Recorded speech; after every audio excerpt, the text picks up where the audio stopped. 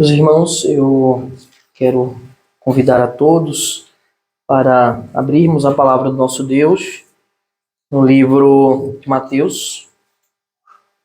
Vamos ler do versículo 1 ao versículo 10, mas vamos pregar apenas o versículo 5. Mateus, capítulo 5, vamos ler do verso 1 ao verso 10. Estamos fazendo uma exposição das bem-aventuranças.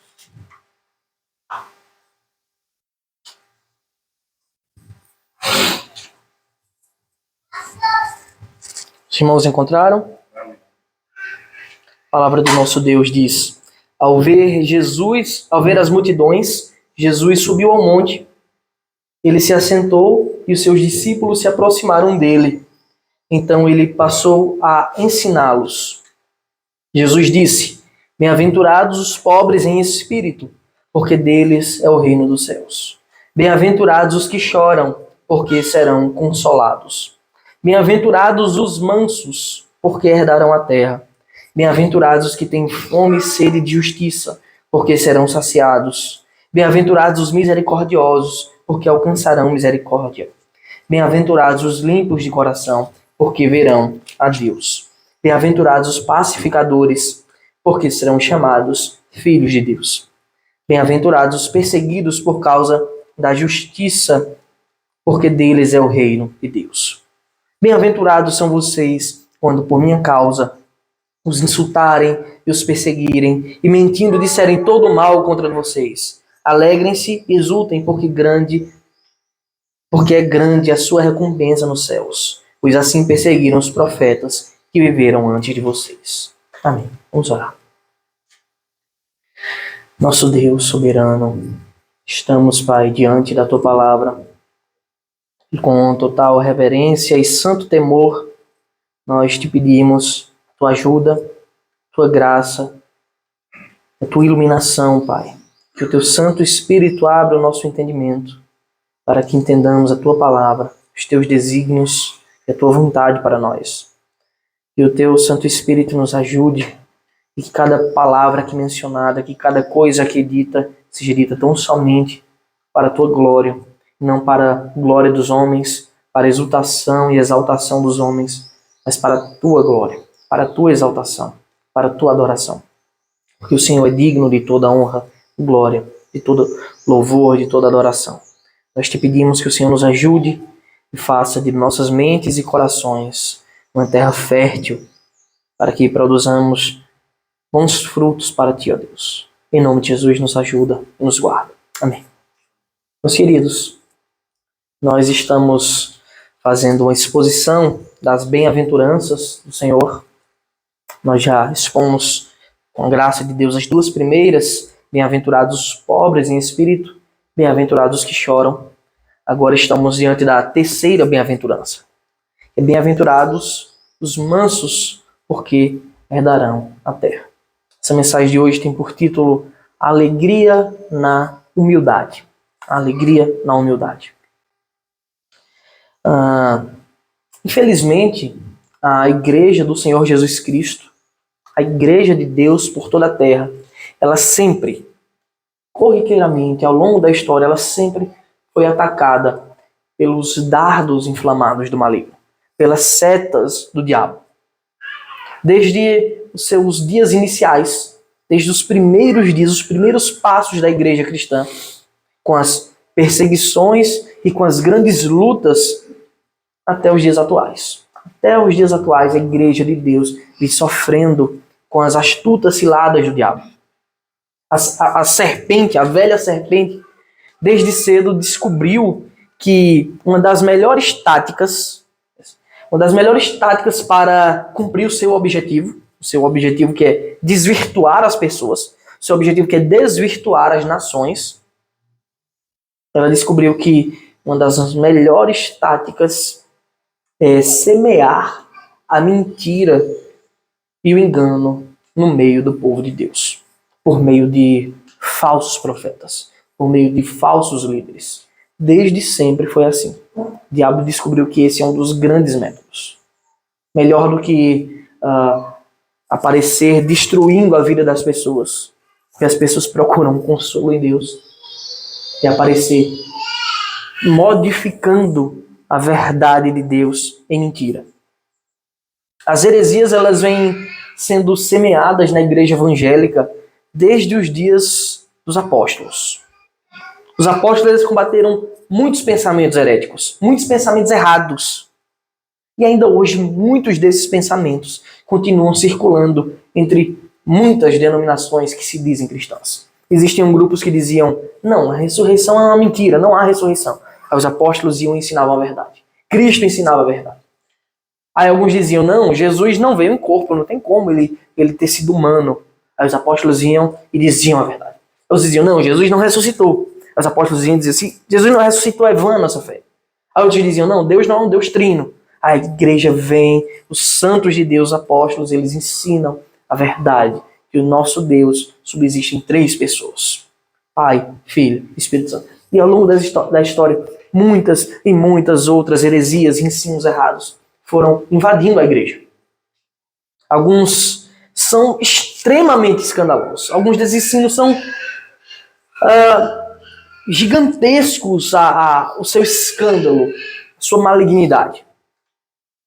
Tem igrejas que pintam um Deus obviamente com D minúsculo, que barganha com seu povo. Um Deus que precisa que você entregue algo a ele, para que depois ele lhe devolva em dobro. Essa é a teologia ímpia da prosperidade. A teologia da prosperidade diz, olha, você dá a Deus agora, você empresta a Deus, ele vai lhe devolver com juros.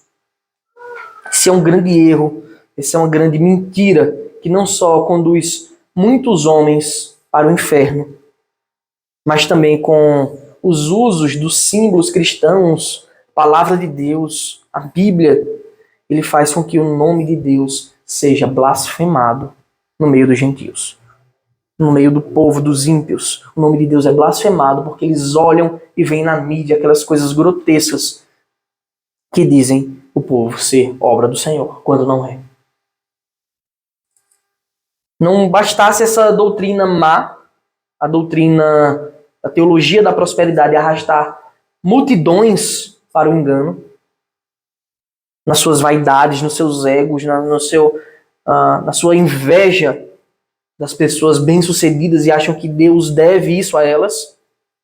O diabo, ele decidiu agir agora por meio de seus arautos de uma forma mais sutil. O diabo, ele decidiu agir agora de forma mais sutil e, portanto, mais enganosa e mais perniciosa para desvirtuar os locais onde o evangelho, outrora, era pregado com fidelidade. Muitos lugares onde o evangelho já foi um dia pregado com fidelidade caíram nessa cilada diabólica. Pior do que a teologia da prosperidade, ele traz uma nova tendência para as igrejas evangélicas, a de aderir à teologia do coaching. É uma evolução da teologia da prosperidade, porém mais perniciosa, mais maligna, pois ela usa ainda mais elementos bíblicos, ela mascara ainda mais a sua perversidade no meio das coisas sagradas de Deus. Enquanto na teologia da prosperidade, homens dão o que têm com a promessa gananciosa de que receberão de volta aí com abundância aquilo que deram. Dê a sua casa hoje que Deus vai... o dinheiro do seu aluguel, não pague o aluguel. Dê no dízimo que Deus vai lhe dar uma casa. Esse é o lucro pela fé que é prometido àqueles homens por meio de discursos inflamados, por meio de uma falsa autoridade, de falsos sacerdotes. Pior que isso, a teologia do coaching, ela prega a evolução pessoal. Ela não necessariamente prega as coisas externas que você pode alcançar, comprar com dinheiro, mas ela oferece para os homens um entretenimento espiritual. Ela oferece para você uma paz de espírito falsa. Mas espera aí. A Bíblia, ela não ensina que o cristão ele evolui ao longo da história? Isso não é bíblico? É aí que mora o perigo dessa teologia. Os pastores, eles costumam usar palavras-chave como processo, propósito. E diferente da teologia da prosperidade, a tribulação, ela não é mais vista como um sinônimo de fraqueza e nem de pecado. Enquanto muitos da teologia da prosperidade dizem, se você está passando por tribulação, é porque você está em pecado. Se você está doente, é porque você está em pecado. Não. A teologia do coaching, ela é mais perniciosa. Ela pega verdades bíblicas. Por exemplo, toda tribulação e doença é fruto do pecado. Ela diz, não, isso agora é um motivo, é uma possibilidade que Deus está te dando de uma evolução pessoal. Mas e não é isso mesmo? Alguém poderia perguntar. Que Paulo diz em Romanos 5, 3 e 4, quando ele diz, e não somente isto, mas também nos gloriamos nas tribulações, sabendo que a tribulação produz perseverança, a perseverança produz experiência, e a experiência produz esperança. É isso que Paulo está dizendo. Que a gente se alegra nas tribulações, porque aí crescemos. Paulo está ensinando que aqui nós crescemos como crentes santos. E nós nos aproximamos de Cristo nas dores. O problema da teologia do coaching é que a felicidade e os objetivos que são buscados e pregados por ele são felicidades vazias, são objetivos vazios. Eles até parecem usar algumas verdades bíblicas para falar essas coisas. E de fato, a Bíblia pode conter muitas aplicações pessoais para as pessoas. Mas eles usam de forma vazia, de forma gananciosa, com fim em si mesmos. É uma busca constante por evolução pessoal, sem negar a realidade de um mundo difícil. Eles não negam que o mundo é difícil e complexo. E essas nuances, elas fazem muitas pessoas confundir isso com o verdadeiro evangelho. Qualquer um pode ser coaching usando a Bíblia, porque ela tem ensinos pessoais. Você não precisa estar numa igreja para isso. De textos como esse, de Romanos, os homens maus, eles extraem meias verdades, como é próprio do diabo, que fez isso ao chegar para Eva e diz, olha, coma do fruto e você vai ser igual a Deus. De fato, isso era uma verdade, mas não completa. O homem ia ser igual a Deus, conhecedor do bem e do mal apenas, não em seu poder, não em sua glória, não em sua santidade, não em sua eternidade, mas apenas conhecedor do bem e do mal. E o diabo, ele usa essas meias mentiras, e o mesmo ele faz nessa teologia maligna, que oferece a realização pessoal para as pessoas. Frases como essa surgem por meio disso. Só vive o propósito quem suporta o processo, não é assim?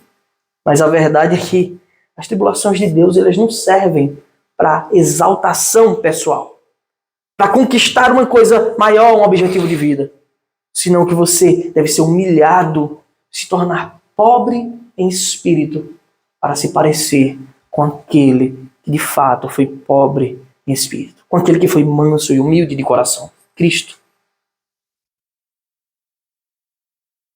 A palavra de Deus nos aproxima de Cristo. Ela não promete uma elevação pessoal em detrimento das outras pessoas. Por outro lado, a teologia da prosperidade, ela oferece a realização financeira aos homens. A teologia do coaching oferece a realização pessoal, a aceitação. Assim como a grande meretriz da história. E com grande meretriz eu me refiro à igreja do Papa. A grande prostituta da história, que prostituiu a palavra de Deus, assim como o povo de Israel se prostituiu no passado. Deu aos homens aquilo que eles queriam. É perdão de pecados, compre. É terreno no céu, compre. Grande meretriz, a Igreja Católica, Apostólica, Romana fez isso ao longo da história. Todas essas doutrinas malignas excluem o que há de primordial na palavra de Deus. Todas essas. E quando eu digo excluem, não é que elas não citem elas. Elas até citam, mas não apresentam, não pregam o real significado, que é a cruz de Cristo. Tudo sempre aponta para a cruz do Senhor Jesus Cristo. É só por meio dela, é só por meio do sacrifício que ele fez, que o homem pode ser bem-aventurado. Ou seja, no sentido real da palavra, é só por meio da cruz de Cristo que você pode ser feliz. É pelos ensinos verdadeiros que o Senhor Jesus nos dá que a felicidade é entregue a nós. Não porque a gente merece, porque a gente não merece nada. Mas é dada pela graça. Por um amor incondicional. Um amor que existe sem condições, porque você não tinha nada a oferecer a Deus. A felicidade plena não está em conquistar o mundo inteiro. Afinal, do que adianta conquistar o mundo inteiro e perder a alma? Nada. O Senhor nos ensina que a felicidade plena ela vai na contramão do mundo. Enquanto muitos são arrogantes e julgam poder e merecer alguma coisa diante de Deus, seja por atitudes, ou seja por barganhas, como é pregado em algumas igrejas, o Senhor nos ensina que os pobres em espírito é que são felizes. Os que sabem que nada possuem diante de Deus é que herdam o reino dos céus. Enquanto a alegria é buscada por muitos homens, inclusive dentro de muitas igrejas, a alegria é o ponto principal da pregação. No lucro e na realização pessoal, o Senhor nos ensina que felizes são os que choram. Porque há um consolo certo para todos os que lamentam pelos seus pecados. O Senhor consola todos os seus filhos. Essa é a escada espiritual da felicidade. Os que reconhecem a sua incapacidade diante de Deus, ou seja, são pobres em espírito, choram e lamentam pelos seus pecados e pelas suas condições caídas e fracas. Esses são verdadeiramente felizes. A felicidade do Evangelho vai na contramão do mundo. O Senhor Jesus apresenta para nós agora o terceiro degrau dessa escada. A escada da felicidade. E a cada passo e em cada elevação, somos mais e mais esvaziados de nós mesmos para poder sermos cheios de Cristo. Felicidade consiste em nos parecermos com Cristo e parecermos cada vez menos com nós mesmos. Agora o Senhor nos diz: bem-aventurados os mansos. Em primeiro lugar, meus irmãos, a mansidão é uma virtude do Espírito Santo.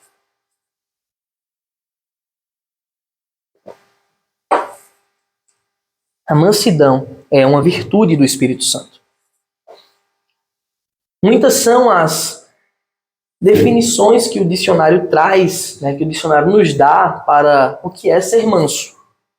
Alguns dizem que é ser meigo, é ser brando na forma de se expressar, na forma de falar, ser uma pessoa calma. Mas o que o Senhor Jesus quis dizer quando ele falou: bem-aventurados, felizes os mansos? Na Bíblia nós temos dois exemplos de homens que foram chamados de mansos. Nós sabemos que é aquele que é o manso por excelência, o Deus manso, Jesus, que é manso e humilde de coração. E o outro foi o nosso irmão Moisés do passado. Em Números, capítulo 12, os versículos de 1 a 3, está escrito assim: Miriam e Arão, são irmãos de Moisés, falaram contra Moisés, ou seja, eles estavam falando mal de Moisés, por causa da mulher cuxita que este havia tomado, pois ele tinha tomado uma mulher cuxita. E disseram: será que o Senhor falou somente por meio de Moisés? Será que não falou também por meio de nós? E o Senhor ouviu o que eles disseram. Olha como Moisés... Isso é Miriam e Arão. Arão, primeiro sumo sacerdote de fato de Israel. Será que... Olha a arrogância no coração dela. Será que consistisse uma inveja? Deus falou também através de nós. Por que o povo só procura Moisés? Moisés, ele tomou uma mulher cuxita para ser sua esposa. Talvez alguns digam que é a mulher etíope. Será que Deus só falou através de Moisés? Ele não falou também através de nós? Olha a arrogância no coração deles ao conversarem. Como eles não estavam preocupados com o que Deus tinha falado, mas por quem Deus tinha enviado a mensagem. Eles queriam ser o canal, o caminho. E é dito que e o Senhor ouviu o que eles disseram. No versículo 3, o versículo seguinte diz assim, é como se fosse a oposição disso. Moisés era um homem muito manso, mais do que qualquer outro sobre a terra. Veja, o fato dele explicar o que Moisés era, em detrimento disso, significa que essa expressão manso significa a oposição daquilo que Miriam foi ao falar essas palavras.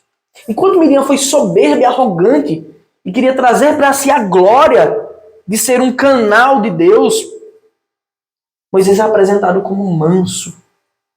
E é por isso que Arthur W. Pink, um comentarista desse texto, ele afirma que o exemplo de Moisés, que pelo exemplo de Moisés, que ser manso é sinônimo de humildade. Moisés é apresentado na Escritura como um homem humilde.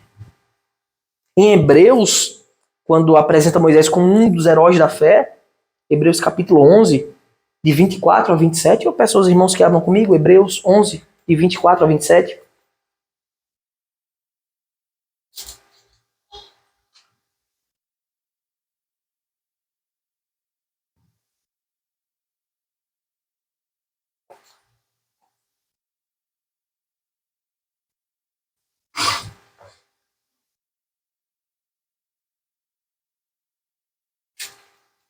Hebreus capítulo 11, a partir do versículo 24, diz assim: Pela fé, Moisés, sendo homem feito, recusou-se, sendo um homem feito já consciente, recusou ser chamado filho da filha de Faraó, preferindo ser maltratado junto com o povo de Deus a usufruir prazeres transitórios do pecado.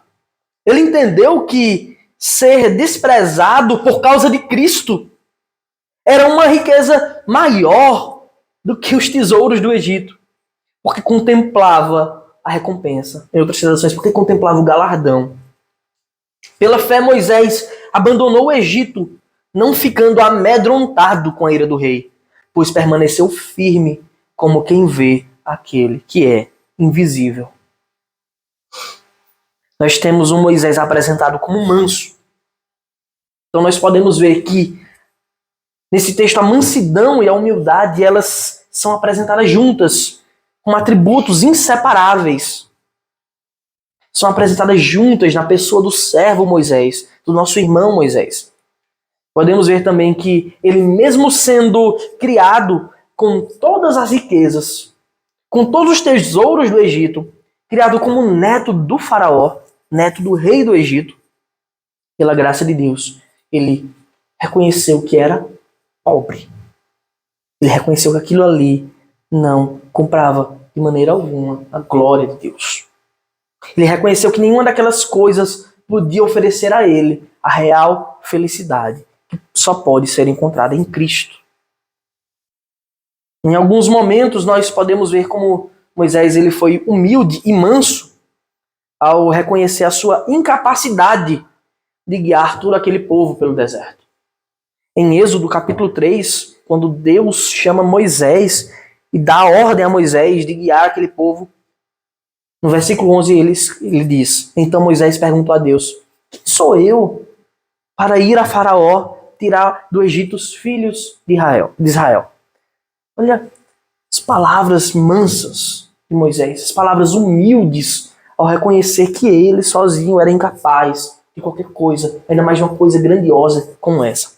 Meu povo está cativo há 400 anos como escravos. Quem sou eu para ir libertar aquele povo?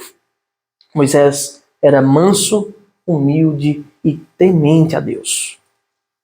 No exemplo de Moisés, meus irmãos, nós também podemos enxergar o que não é sinônimo de mansidão. Para que a gente não interprete errado o que é ser manso, devemos saber também o que não é ser manso. Primeiro, ser manso não é ser medroso.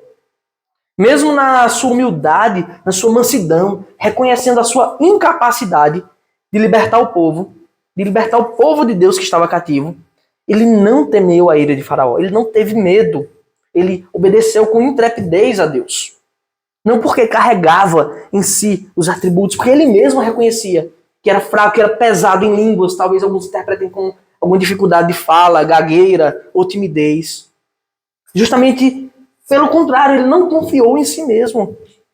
Ele tinha se esvaziado de si mesmo e estava agora cheio do Espírito Santo de Deus.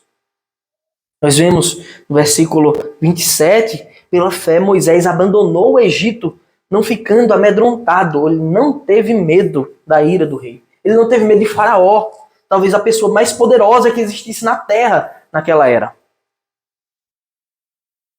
Ser manso não é ser frouxo. Segundo, Dr. Martyn Lloyd-Jones diz que há pessoas que conseguem manter a calma. Existem pessoas que conseguem manter a calma, manter o domínio próprio diante de situações adversas, mas não consegue abrandar as chamas da alma. Consegue disfarçar muito bem exteriormente diante das pessoas. Mas seu coração por dentro é como um vulcão em erupção, com ódio, com ira. Eu particularmente chamaria esses homens de falsos mansos, pseudomansos. A mansidão ela não é apenas uma coisa exterior, não é uma coisa apenas que pode ser vista pelos homens. A mansidão, meus irmãos, diferente do que muitos pensam, não é o autocontrole externo, nem o autocontrole emocional. Isso talvez faça parte da mansidão, mas ela não é isso. Nem é uma característica comum de pessoas educadas. Ah, fulano é manso, ele é educado. Não é uma característica da personalidade. Uma pessoa que é calma, que é sempre passivo. Não, isso não é ser manso. A Escritura não apresenta mansidão como isso. A mansidão não é apenas, em terceiro lugar, uma característica inerente aos homens. A mansidão não é uma característica que o homem nasceu manso. Não. Não é um iluminado especial que nasceu com esse dom especial. Ser manso é uma ação do Espírito Santo. Ser manso é parte da transformação de Deus por meio da fé, por meio do seu amor. Só são verdadeiramente mansos, meus queridos, aqueles que tiveram seus corações esvaziados de si mesmo. Veja que eu estou falando isso sempre repetindo, porque uma coisa complementa a outra. Eles tiveram seus corações esvaziados de suas certezas. Eles se reconheceram como pobres em espírito. Só pode ser manso aqueles que choraram pelos seus pecados, que lamentam por quem são pecadores. Ser manso é uma virtude do Espírito Santo, não uma característica pessoal dos homens. Ser manso é o terceiro degrau da felicidade, das bem-aventuranças, da verdadeira felicidade santa que vem do alto. Ser manso é quando você observa que não pode nada, que você está nessa terra, na maioria das vezes fazendo o mal, pecando. Muitos homens são arrogantes e até quem fala isso é o Hernandes Dias Lopes. E nas nossas orações muitas vezes nós nos reconhecemos. Ah, Senhor, me perdoa porque eu sou um pecador, eu cometo erro, cometo falhas. E para Deus a gente se dobra e confessa. Mas quando alguém nos aponta o pecado, se você está pecando nisso, você é um pecador. A primeira coisa que vem é uma ira. Como assim? Você está me chamando de pecador? Você é pior do que eu. Mas para Deus a gente não confessa. Todos nós somos pecadores. E necessitamos nos esvaziar. Esvaziar o nosso ego, a nossa vaidade. Porque ser manso é uma atitude, é uma obra do Espírito Santo. Mas afinal, o que é ser manso? Qual é a definição disso? Ser manso, antes de tudo, é uma graça de Deus. Você recebe graça. A mansidão é uma das virtudes do Espírito Santo. Ela frutifica no coração dos crentes verdadeiros. Segundo William Hendrickson, a mansidão é uma atitude de gentileza para com todos os homens. Para com todos os homens, sejam eles amigos ou inimigos. A mansidão é o oposto da impetuosidade. É o oposto da violência. É o oposto daquela ira que se acende em nossos corações quando somos confrontados. Meus irmãos, a virtude da mansidão, ela deve sempre vir acompanhada de outra virtude do Espírito, que é o domínio próprio. É só tendo as nossas vontades e desejos submissas ao Senhor que podemos agir mansamente. Ser manso e ter domínio próprio são sinônimos também de submissão a Deus, a sua vontade que deve prevalecer em toda e qualquer circunstância. O homem manso é aquele que ama o próximo apesar do próximo. apesar de nós mesmos, é uma junção dessas coisas santas e virtuosas que vem do alto. A humildade que faz com que nos enxerguemos como realmente somos, pobres, fracos, e que necessitamos nos agarrar a Deus, nos abraçar com o Senhor, porque só nele temos refúgio, socorro. E ela deve vir acompanhada de domínio próprio, que nos faz rejeitar as nossas próprias inclinações carnais. Nossa carne diz, faça isso. Haja com ira, tenha raiva. Mas o domínio próprio, a mansidão, nos faz pensar, eu devo amar o próximo, eu devo amar o meu inimigo, eu devo ser submisso a Deus. O Senhor nos apresenta isso como uma felicidade. A maioria das pessoas diria, isso é o oposto, isso me deixa irado. Felicidade não é o que nós decidimos que é a felicidade. Alguns comentaristas ainda apresentam outras características bíblicas que o crente manso ele deve possuir. Os mansos eles não lutam para defender a própria honra. Não usam as armas carnais. Na verdade, nem precisam, pois o manso ele deve se reconhecer como pecador. E que honra um pecador tem? A honra está em Deus. Nós devemos ser feitos pobres em espírito. Confiar no Senhor. Que a Ele pertence a vingança. Devemos confiar na ira de Deus que é santa e justa. Ele que diz, a mim pertence a vingança. Eu é que retribuirei. Segundo, os mansos devem saber que sofrer o dano, sofrer o dano é sempre a melhor escolha. Quem é que poderia dizer isso? Que igreja você vai que as pessoas dizem, você tem que sofrer o dano. Sofrer o dano significa ser feliz. Não. A teologia do coach diz, você precisa evoluir espiritualmente para compreender a felicidade e passar por esse processo evolutivo. A teologia da prosperidade diria, você está em pecado. Aumente seu dízimo. O Senhor nos ensina em sua palavra. Sofrer o dano é sempre a melhor escolha. Sabe por quê? Porque Cristo sofreu o dano por você. Porque Ele que merecia tudo se entregou na cruz em seu lugar. Então sofra o dano, porque você deve se parecer com Cristo. O Evangelho é esse, não é outro. Não é bom para o povo de Deus que os juízes desse mundo julguem as causas entre os crentes. Coisa terrível em imaginar. E olha que, pelas situações da vida, às vezes vem na mente, à vontade.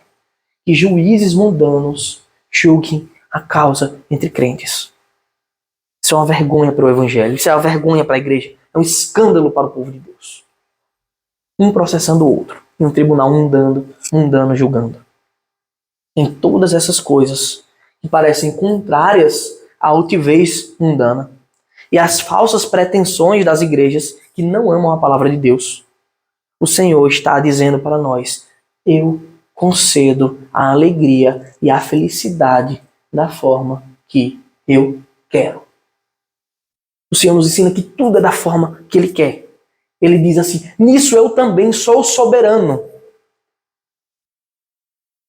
Em segundo lugar, vemos a grande herança dos mansos.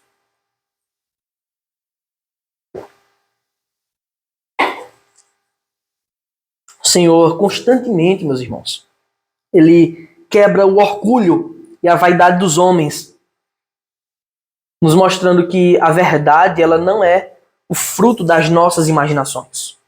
A verdade não é fruto dos nossos anseios, o que eu quero, nem das nossas escolhas, senão que Ele é a própria verdade. Ele é quem decide o que é verdade, porque Ele é a própria verdade. O mesmo se dá com a felicidade verdadeira. Não é o que o mundo pensa que é, ou como o mundo pensa que alcança, mas como o Criador disse que é, porque Ele é a própria felicidade. Mas afinal, como nós alcançamos a felicidade? O que a palavra de Deus diz sobre isso? Mais uma vez, nós podemos parar para refletir como o mundo vive, como nós, infelizmente, muitas vezes vivemos ainda. Quando confrontados por algo, a A gente quer logo revidar na mesma hora. E se não fazemos isso, a gente se sente frustrado. Quem aqui não ficou já arrependido por não pecar? Pensa em casa, eu devia ter feito isso, eu devia ter agido assim, para satisfazer o meu ego. E aí vem frases do tipo, se fosse hoje eu faria isso, isso, isso. Ah, fulano vai pagar, tintim por tintim. É assim? Nós somos constantemente invadidos por pensamentos arrogantes, por pensamentos vaidosos, como se nós tivéssemos algo para reivindicar nesse mundo. Ou como se fôssemos santos, imaculados, e estamos sendo constantemente injustiçados. Esse é o efeito do pecado nos nossos corações. É isso que o pecado faz com você. O pecado constantemente faz com que nós nos esqueçamos o quão miseráveis nós somos. O pecado faz com que a gente se esqueça que os vilões somos nós. Eu já disse que foram as nossas mãos que seguraram aquele martelo, que pregaram as mãos de Cristo na cruz. Todos os dias nós pecamos contra Deus com as nossas faltas, com as nossas falhas, com os nossos pecados. O pecado gera em nós esse senso falho de merecimento. Esse senso falho. E aí muitos homens começam a calcular nas suas mentes. Começam a medir, olha, quanto será que eu já sofri? Eu já sofri tanto. Tá chegando a hora de eu começar a me alegrar. Né? Eu já sofri, então tá na hora de me alegrar. Como se fosse uma troca, como se Deus precisasse do seu sofrimento. E quando essa alegria não vem, da forma que você quer, você nunca se enxerga como um pecado. Como Deus se esqueceu de mim. Deus está errado. Deus não existe. É isso que os homens, que os ímpios dizem. O Senhor nos ensina que cada um desses degraus da felicidade, que nos conduz à felicidade, é dado por Ele como uma forma de ser feliz. Uma forma de nos transformar em Cristo, nos aperfeiçoar, nos moldar na pessoa de Cristo. Nós já vimos até então que bem-aventurados os pobres em espírito, porque deles é o reino dos céus. Bem-aventurados os que choram, porque serão consolados. E bem-aventurados os mansos, porque herdarão a terra. O reino dos céus é prometido àqueles que são pobres em espírito. Você tem o reino dos céus prometido. O consolo é prometido a todo aquele que chora e lamenta pelos seus pecados. Mas aos mansos é prometido herdar a terra. Que paradoxo incrível, perfeito. Que coisa maravilhosa da palavra de Deus. Da alegria plena e perfeita que vem do alto. O mundo entende que os ricos é que são donos de todas as coisas. E que por isso eles são felizes, porque podem comprar tudo. O mundo apresenta sempre a valentia, a impetuosidade, como sinônimo dos conquistadores da terra e de muitas nações. É com o derramamento de sangue e com guerras que a terra é tomada. Dos maiores conquistadores, Alexandre o Grande dominou tudo. Grande parte do mundo. Ele é apresentado como um homem valente. Mas nunca foi manso a ponto de matar o seu melhor amigo num momento de ira com uma lança. Quão errado o mundo está. Quão errado estão. O Senhor nos ensina que os mansos são os mansos. Eles não só já possuem o reino dos céus, porque são pobres em espírito, e só é manso aquele que é pobre em espírito, mas também que eles herdarão a terra. E por isso, eles devem ser felizes pela certeza da fé. E ainda mais serão quando todas as promessas já se concretizarem. Nós já temos o reino dos céus. Nós já somos cidadãos celestiais. E mais ainda nos é prometido que herdaremos a terra. Não essa terra do jeito que está, corrompida, mas a terra renovada. A terra sem a morte. A terra sem a angústia. A terra sem a corrupção do pecado.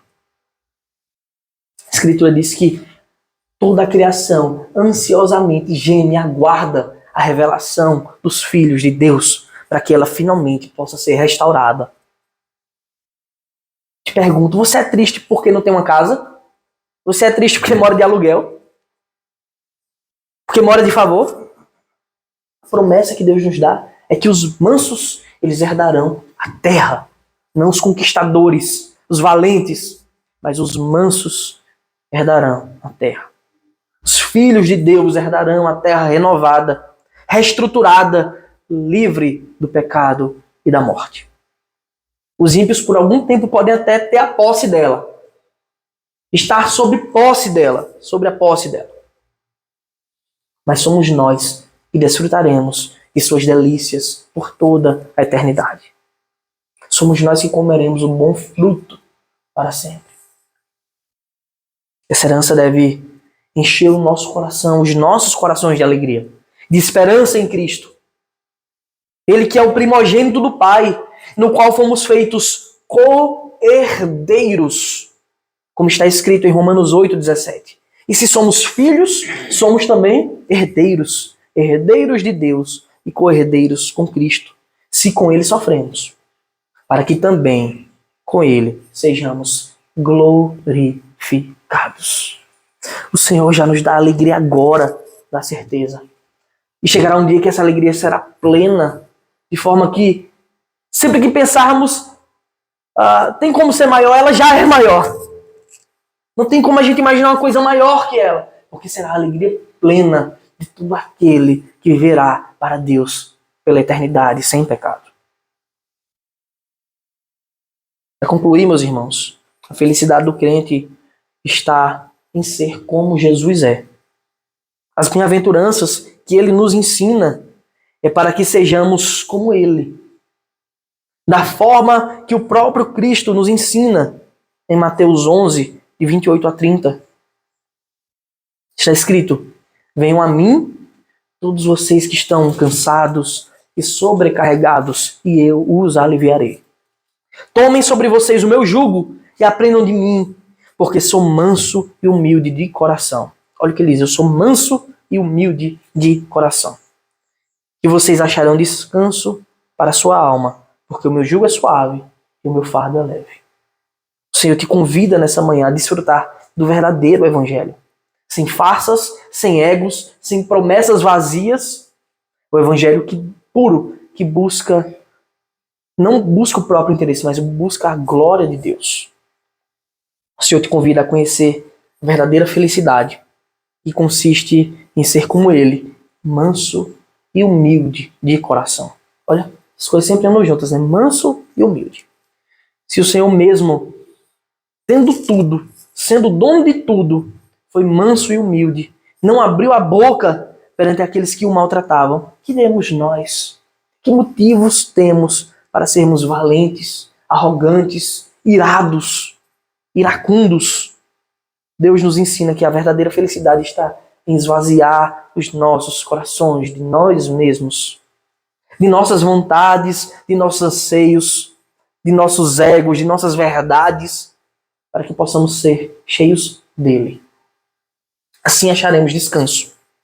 Descanso eterno para as nossas almas. E teremos uma morada gloriosa. O caminho para a salvação é um caminho totalmente humilde. Nós não podemos ser arrogantes porque a gente não conquistou nada. A gente recebeu tudo de graça. Nós devemos ser pobres em espírito, certo de que não podemos e nem merecemos também nada de bom. Mas mesmo assim ganhamos de graça. Nosso caminho deve ser trilhado com choro e arrependimento pelos nossos pecados. É o caminho para a Nova Jerusalém. É o caminho para a Jerusalém celestial. Mansos, caminhando para Deus. Porque a ira humana, ela não produz a justiça de Deus. Devemos seguir sempre o exemplo de Cristo e com humildade receber a sua graça, a sua salvação e a sua alegria. O apóstolo Paulo nos recomenda em Filipenses 2, de 5 a 11. Eu peço que você abra a sua Bíblia. Filipenses 2, de 5 a 11. O apóstolo Paulo nos ensina e nos recomenda a viver como Cristo.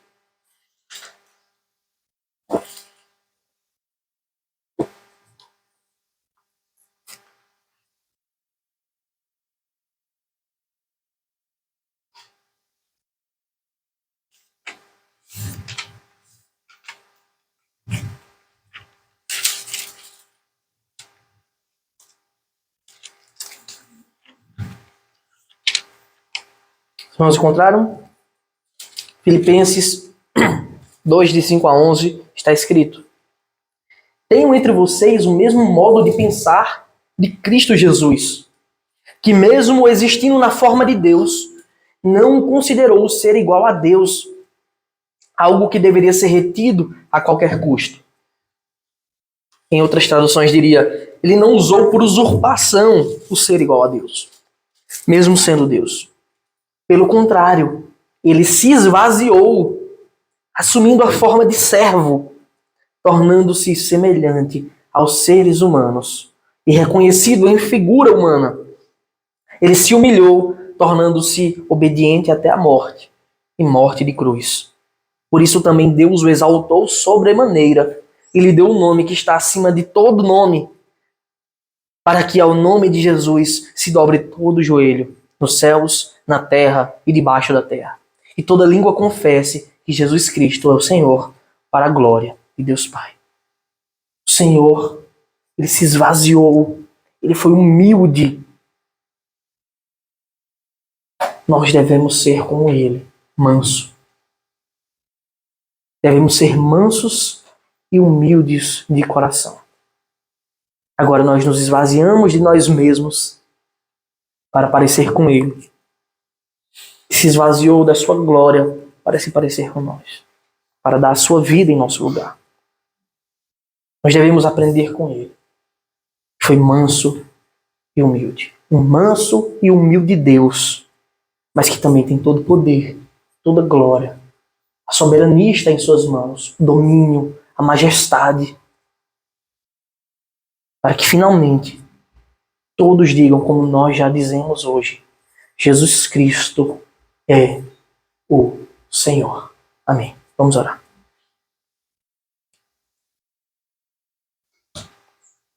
Deus amado, nós te damos graças, Pai, pelo teu amor, pela tua glória, por quem tu és.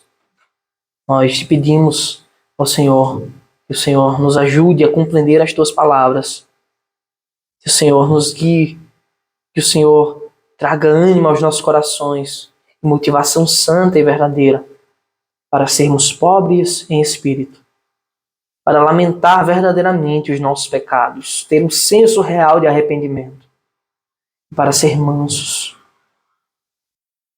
tendo a certeza que cada vez que nos humilhamos diante de Ti, ficamos cada vez mais alegres, somos cada vez mais bem-aventurados, porque toda glória está em Ti, porque a nossa alegria consiste em ser como o Senhor, e mesmo sem merecer nada, o Senhor nos dá tudo. Mesmo sendo pobres, o Senhor nos dá riqueza. E mesmo chorando, o Senhor nos faz sorrir. E mesmo não conquistamos nada, o Senhor nos dá tudo. Obrigado, Senhor, por tudo. Pela Tua glória, pelo Teu amor. É que nós te oramos, te agradecemos e te louvamos por tudo, em nome de Jesus. Amém.